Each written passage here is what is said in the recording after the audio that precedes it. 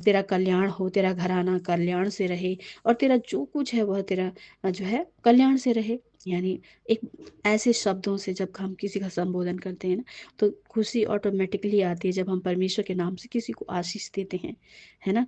तो फिर दाऊद राजा ऐसे मैसेज भेजते हैं कि मैंने सुना है कि तू क्या कर रहा है, मतलब ऊन कतर रहा है, और जब तेरे चरवाहे जो है हमारे पास रहे। जब ये माउन जंगल में था, तो जो है नाबाल के जो चरवाहे थे, ये उन्हीं के अंडर में रहते थे। दाऊद जहाँ पर दाऊद था, दाऊद के लोग रहते थे, तो ये चरवाहे जो है वहीं रहते थे आसपास। तो वही कहता है कि चरवाहे जो है हमारे पास रहे, और हमने उनकी कोई हानि नहीं की और ना उनका कुछ खोया। हमने जो है, तू उन जवानों से पूछ सकता है। एक हिसाब से दाऊद से मतलब अपने विषय में बात कर रहा है कि तू उन जवानों से पूछ ले। मतलब कुछ अपेक्षा है दाऊद को कि वो हमारी हेल्प करे, वो हमारी मदद करे, और इसलिए वो सब बातें कह रहा है, और वो सच ही कह रहा है। हालेलुया। तो हम देखते हैं कि पहला शमूएल 25 अध्याय उसके 8 पद में इस तरह से लिखा हुआ है, अपने जवानों से यह पूछ ले और वे तुझको बताएंगे। अतः इन जवानों पर तेरे अनुग्रह की दृष्टि हो, हम तो आनंद के समय आए हैं। हालेलुया। दाऊद ने मैसेज भेजा है कि तू इन जवानों से पूछ ले कि हमने तेरे चरवाहों के साथ कोई गलत व्यवहार नहीं किया, तेरी भेड़ बकरियों को चुराया नहीं, उनका कोई नुकसान नहीं किया। और आज इसीलिए तू ऊन का तरह कि हम आनंद के समय में आए हैं, क्योंकि वो भेड़ बकरियां सलामत है, और तेरा आनंद का समय तो उनका ऊन का तर रहा है। और मतलब वो फलवंत है और वो आशीषित है। इसीलिए तो जब उसकी भेड़ें ठीक ठाक हैं, बढ़ोतरी हुई है, तभी तो वो ऊन कतर है। दाऊद ने उसको वो कंगाल नहीं था इसलिए मदद नहीं मांग रहा, परंतु उसका एक अच्छा समय है, आनंद का समय है, और आप आशीष मिली है उसको, इसलिए वो दाऊद उससे हेल्प चाहता है वहां पर। हालेलुया। तो वो आगे कहता है कि ये आनंद के समय में आए हैं, इसलिए जो कुछ तेरे हाथ लगे। हालेलुया। उसने बड़ी डिमांड भी नहीं की थी प्रियो, उसने सिर्फ इतना कहा था कि जो कुछ तेरे हाथ लगे वह अपने दासों और अपने बेटे दाऊद को दे दे। हालेलुया। जो दाऊद के साथ जो लोग थे उनके लिए उसने मदद चाही थी। तो नाबाल का जवाब क्या आता है उसमें? 11 पद में ऐसा लिखा हुआ है, पहले शमूएल 25 का 11 इस तरह से कहते हैं, क्या मैं अपनी रोटी और पानी और जो पशु मैंने अपने ऊन कतरने वालों के लिए मारे हैं लेकर, क्या मैं उसको दे दूं जिसको मैं जानता ही नहीं? हालेलुया। अब दाऊद ने तो पहले ही बोल दिया था कि तू अपने चरवाहों से पूछ सकता है मेरे बारे में। और दाऊद को कौन नहीं जानता था? उसके विषय में तो गीत गाया गया था कि दाऊद ने जो है लाखों को मारा, साउल ने हजारों को मारा। दाऊद को तो हर कोई जानता था, गोलियत को मारा था उसने। परंतु ये जानबूझकर जो है उसको इग्नोर करते हुए कि क्योंकि वो उसको हेल्प करना नहीं चाहता था, और ऊपर से कहता है कि मैं इसे जानता ही नहीं। हालेलुया। प्रियो, इस बात था, और ये धनी भी था, परंतु इसने क्या किया? दाऊद की मदद करने से इनकार कर दिया। उस पर इसने कोई दया नहीं की, है ना। उल्टा इस पर इल्जाम लगाया कि आजकल तो बहुत से दास जो है अपने स्वामी से भाग जाते हैं। इसका कहने का मतलब था कि ये साउल के अंडर से भागा हुआ है। हालेलुया। और प्रियो, हमारे पास और भी उदाहरण है कि एक और समय जो है दाऊद के जीवन में आता है, जब दाऊद को जो है हेल्प की ज़रूरत थी।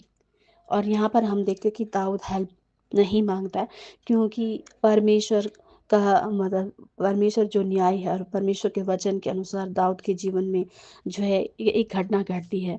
पाप के बाद जो है अबशालोम जो है दाऊद के विरुद्ध हो जाता है, और दाऊद जो है अबशालोम के डर से भी भाग जाता है। भागता उसके साथ बहुत से लोग चले जाते हैं, दाऊद को महल छोड़ना पड़ता है। और जब दाऊद महने में आया, वचन कहता है, दूसरा शमूएल 17 अध्याय और उसके 27 पद में लिखा है, जब दाऊद महने में आया, तब अम्मोनियों के रबा नगर के नहाश का पुत्र शोभी और लोतबार निवासी अम्मीएल का पुत्र माकीर और रोगलीम वासी गिलादी बर्जिले। हालेलुया। ये क्या लेकर आए दाऊद के पास? चारपाइयाँ। वचन कहते चारपाइयाँ। प्रियो, दाऊद जंगलों में भाग रहा था अबसलोम के डर से। और ये जो लोग जिनका नाम लिखा गया है, विशेषकर बर्जिले का नाम, कि ये क्या लेकर आए? चारपाइयाँ। इन्हें कैसे पता कि ये इन्हें चारपाइयों की आवश्यकता है सोने के लिए। जंगलों में बहुत डर है, सांप बिच्छुओं का डर है, कीड़े मकोड़ों का डर है। ये उनकी सहायता में चारपाइयाँ लेकर आ रहे हैं। हालेलुया। वचन कहते हैं तसले लेकर आए, मिट्टी के बर्तन लेकर आए, गेहूं, जौ, मैदा, लोबिया, मसूर, भुने हुए चने, मधु, मक्खन, भेड़ बकरियां, गाय, दही, पनीर। दाऊद और उसके संगियों के खाने के लिए ये सोच कर लाए कि जंगल में वे लोग भूखे और प्यासे थके मांदे होंगे। Hallelujah, hallelujah. क्यों? ये सोच कर लाए, ये सोच कर लाए कि क्या सोच कर लाए कि उन्हें पता है दाऊद को जरूरत है मदद की।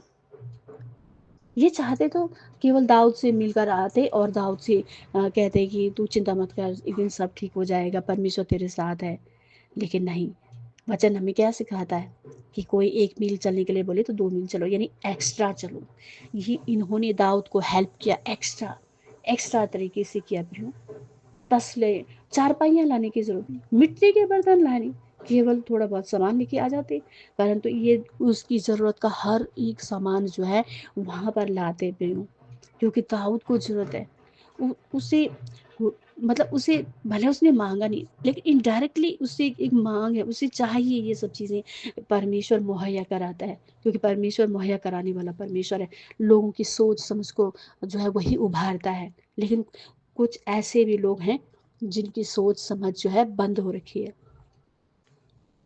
और प्रियो, जब हम बाद में देखते हैं दूसरा शमूएल 19 और उसके 31 पद में, यही गिलादी बर्जिल्लै जो है उसके बारे में लिखा हुआ है। तब गिलादी बर्जिल्लै रोगलीम से आया और राजा दाऊद को क्या किया उसने, यरदन पार ले गया, उसको यरदन के पार पहुंचाया।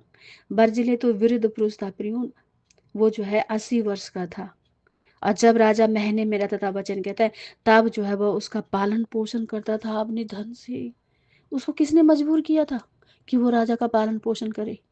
उसे पता था कि राजा की कंडीशन क्या है, अभी भागा हुआ है, उसके पास कुछ नहीं है। वो तो अपने सिर पर हाथ रखकर नंगे पैर भागा था, अपने साथ कुछ भी नहीं लाया।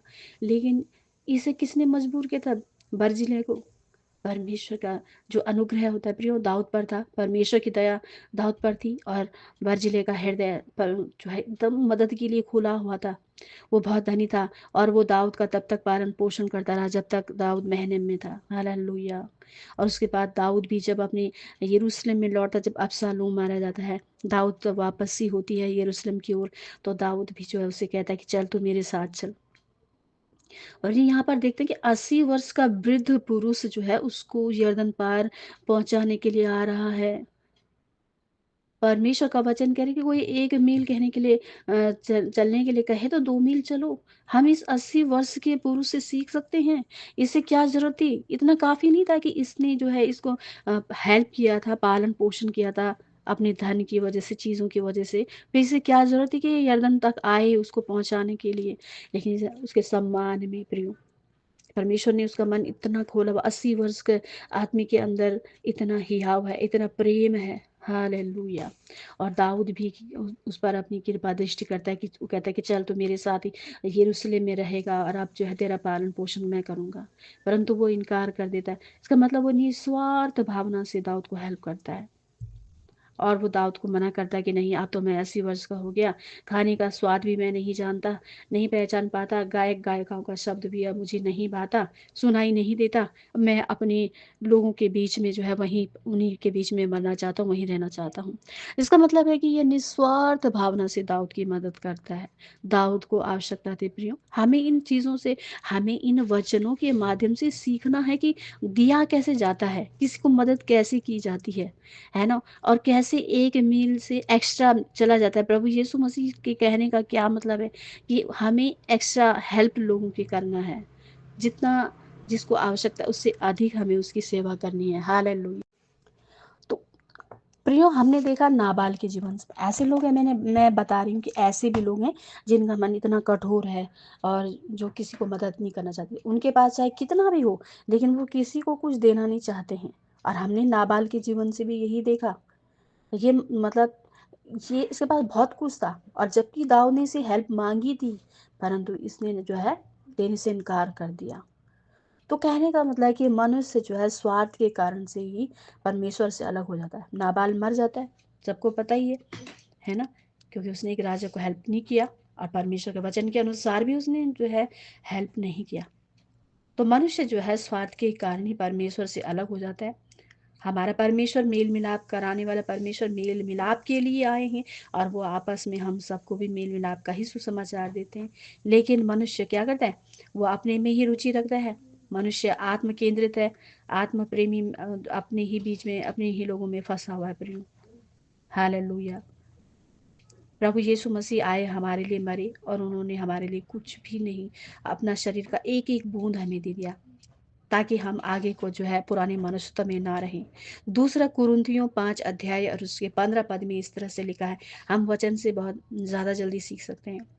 वचन कहता है, और वह इस निमित्त सबके लिए मरा कि जो जीवित हैं वे आगे को अपने लिए ना जिए। हालेलुया। वो इसलिए मरा कि जो जीवित हैं आगे को अपने लिए ना जिए, परंतु उनके लिए, है ना, जिनके लिए वो मरा है और फिर जी उठा है, अब वो उसके लिए जिए, अर्थात प्रभु यीशु मसीह के लिए, लोगों के लिए, है ना। तो मसीह के आत्मा के द्वारा जो है हमारा नया जन्म होता है। परमेश्वर हमें एक नया जन्म देते हैं, तो हम अपने लिए जीवित नहीं रहते, हम मसीह के लिए जीवित होते हैं और उन भाई बहनों के लिए हम कुछ करना चाहते हैं।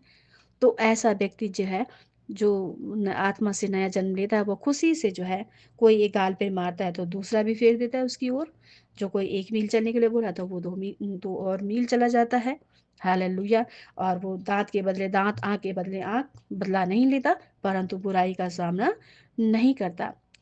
ऐसा व्यक्ति जो है उदारता से जो है एक दूसरे की मदद करता है, और वो अपने बारे में नहीं सोचता। आज हम सबको जांचना है कि हम मसीह की शिक्षाओं के अनुसार जीवन जी रहे हैं या नहीं।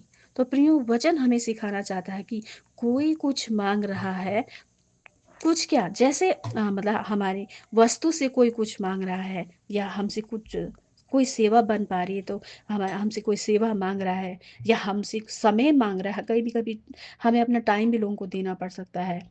कोई कोई हमसे सलाह भी मांग सकता है, कोई हमसे कुछ पूछ भी रहा होता है, कोई एड्रेस पूछ रहा होता है, या कुछ कोई भली बात पूछ रहा होता है, किसी के बारे में पूछ पूछ रहा होता है। तो कोई कुछ मांग रहा है, तो हमें हमेशा देने के लिए तैयार रहना है। हालेलुया। कोई उधार लेना चाहता है, मदद की ज़रूरत है, तो हमें मुँह नहीं फेरना है, बल्कि उसकी मदद के लिए हमेशा तैयार रहना है। हालेलुया। तो ये पहाड़ी उपदेश जो है हमें जो है धार्मिकता, नैतिकता की शिक्षा देते हैं प्रियो। बुराई के बदले जो है हमें जो है दया करनी, क्षमा करना है।